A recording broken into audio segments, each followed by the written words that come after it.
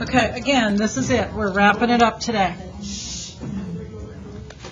Today we're going to take a look at something called a mid-segment of a triangle, and that's different than a median. The mid-segment, if I draw it, it's a segment that goes across the middle of the triangle, and it actually connects two midpoints. So a mid-segment, we could call this like M1 and M2. Mid-segment connects two midpoints.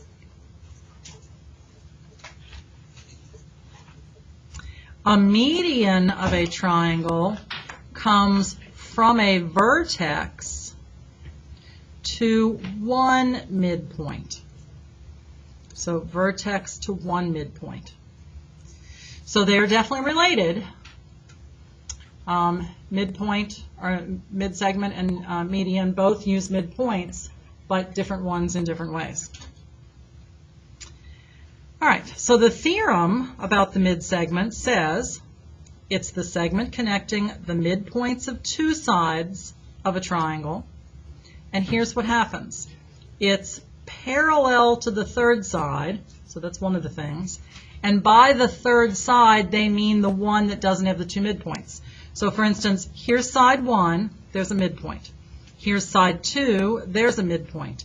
Here's side 3, that's the one it's parallel to. So it's going to connect these two sides, it's going to be parallel to the other side. And it's half as long as the third side. So there's where the math comes in. So for instance, if AC is 12, then DE is 6. And parallel to it. But wait, there's more. Because these two lines are parallel, they also have some special angles. Oh my God, exactly. And what are they called? Those particular ones are called what kind of angles? Corresponding. And on the other side, there's another pair of corresponding angles. But notice, what happens on this side is different than what happens on this side.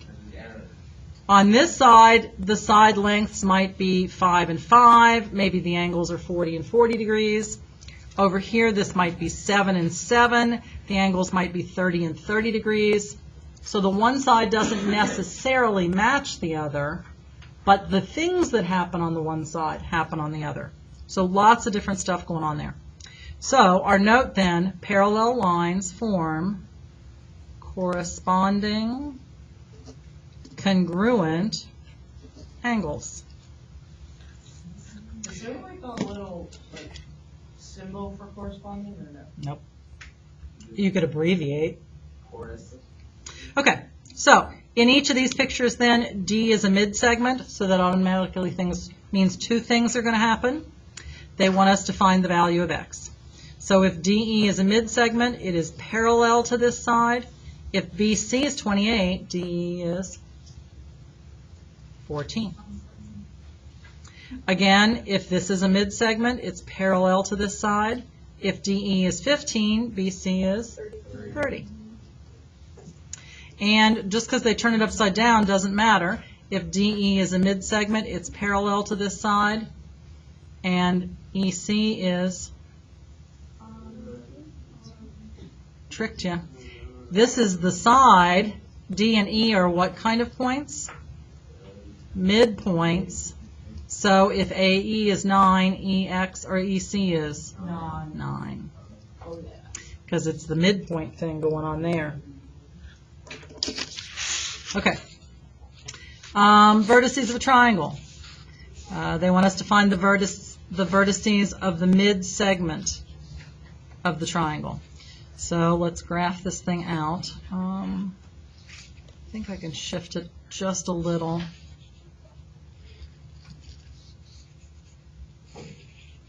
Because it is going to run off the graph here with this 8. So negative 5, 6. 1, 2, 3, 4, 5, So that's going to be up here. A. B is at 3, 8. 1, 2, 3. Well, 6, 7, 8. B is going to be way up there.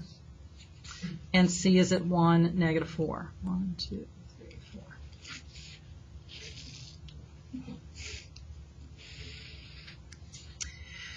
So they said, what are the vertices of the mid-segment? Well, technically, there are 3 mid-segments because they didn't tell me which 2 sides to join together.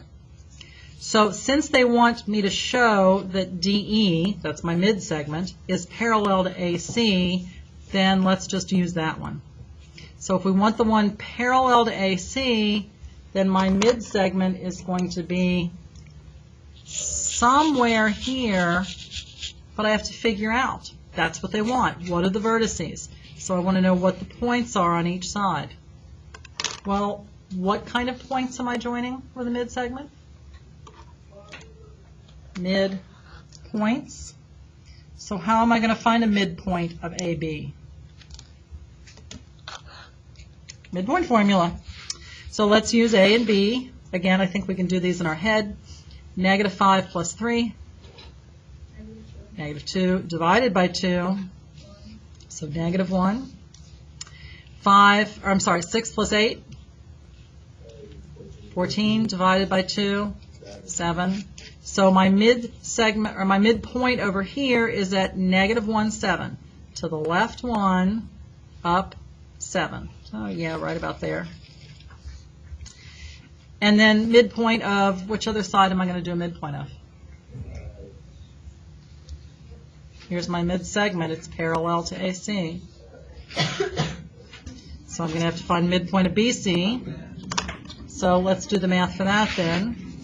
3 plus 1 is 4, divided by 2, 2. 8 plus negative 4, 4, divided by 2 is 2.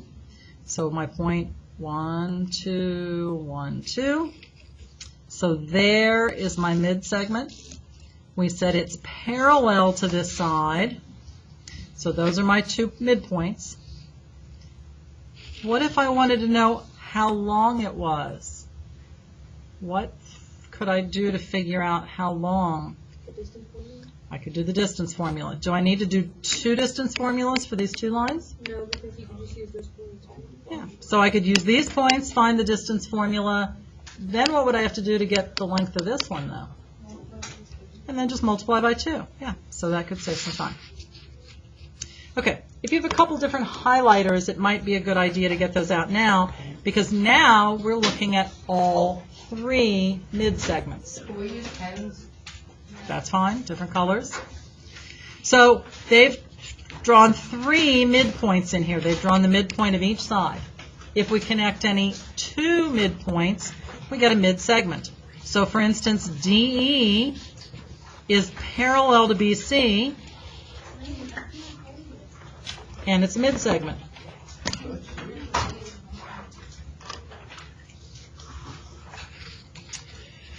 So, if DE is parallel to BC, and it's joining midpoints, then it's also half of BC.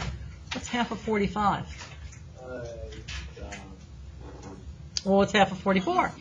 22.5. Okay. And EF is joining the 2 midpoints of these sides, so it's parallel to AB.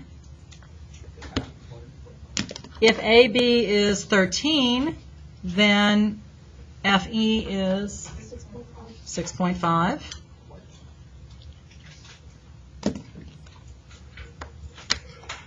And DE is parallel to AC.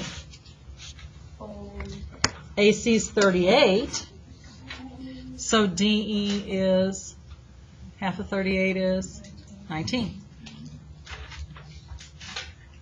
Okay. So they want to know, what's the perimeter of DEF? Well, if that triangle is made out of all mid-segments, we found half of each side, then we could just add all of these together. So 22 and a half, 6 and a half, 19. So triangle, the perimeter of triangle DEF is 48. What's the perimeter of triangle ABC?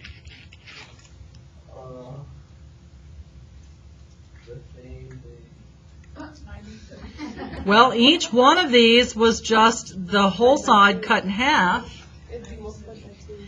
so we could just multiply by 2 and get 96. Because ABC is made out of lines that are all twice as long as the lines here. Then, let's look at something else. If this was a midpoint, it's in the middle of 45, then isn't each side 22 and a half? So it's kind of like that two-part, one-part thing again, almost like our medians. This is split into 2 equal parts. The line parallel to it is one of those parts.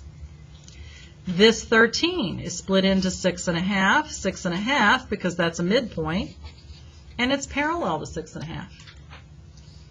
And then this one, 38 divided by 2 would be 19 and 19. So now, do you see the 4 smaller triangles here? Yes. Look at the sides of each of them. The sides of this one are 6 and a half, 19, and 22 and a half.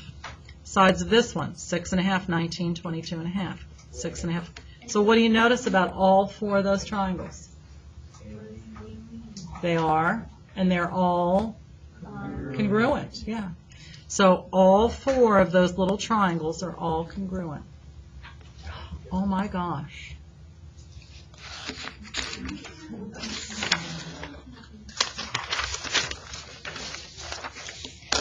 Okay, last couple connections, and then we are done.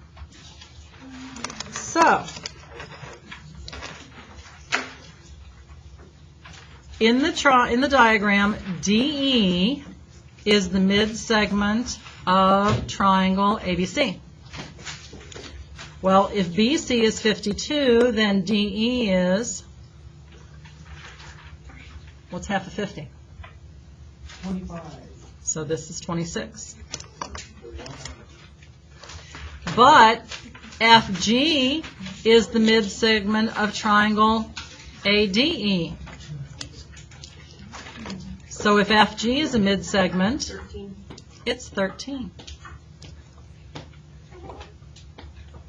So we just cut a half in half, kept moving up.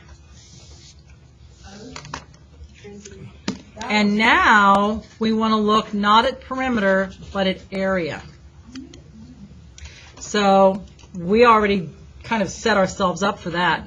If the area of this entire triangle, QRS, is 48 centimeters squared, so the area of the big one is 48 centimeters squared. CB is a mid-segment, so that one's a mid-segment. And so are these others, because these are midpoints, if that's a mid-segment. What's the area of just this part? Well, what did we say about those 4 triangles? By 4. They're all congruent. They're all the same.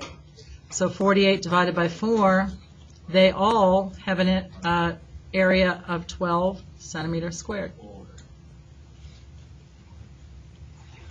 And if you look at them, if that's a right angle, then this one has to be, because those are parallel lines.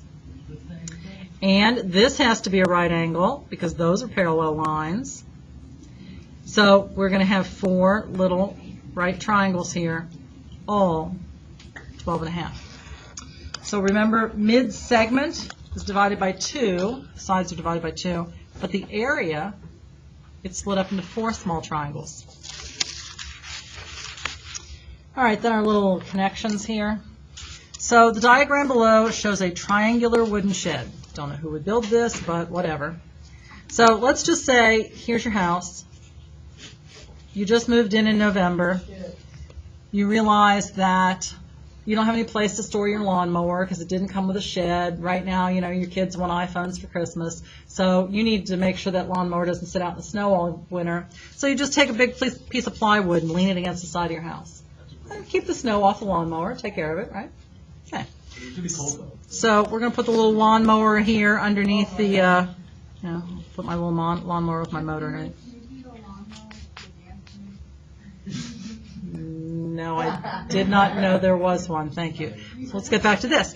So the diagram below shows a triangular wooden shed. You want to install a shelf halfway up the 8-foot wall.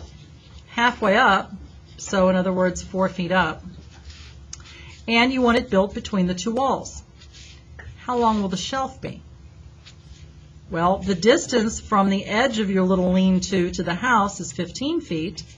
So if this shelf is halfway up, and it's probably a good idea to make the shelf parallel. I mean, maybe you're going to set the gasoline can or something on it. You don't want it tilting down, having stuff fall off. So if this shelf is halfway up, then it's going to be 7.5 feet wide. How many feet should you measure from the ground along the slanting wall to find out where to attach it? Again, you'd like it to be parallel. So how far are you going to measure up here? Well, if we want this to be parallel to this, and it connects the midpoint on this side, then it needs to connect the midpoint on this side. So what would be halfway up the 17-foot wall then? 8.5? Okay. So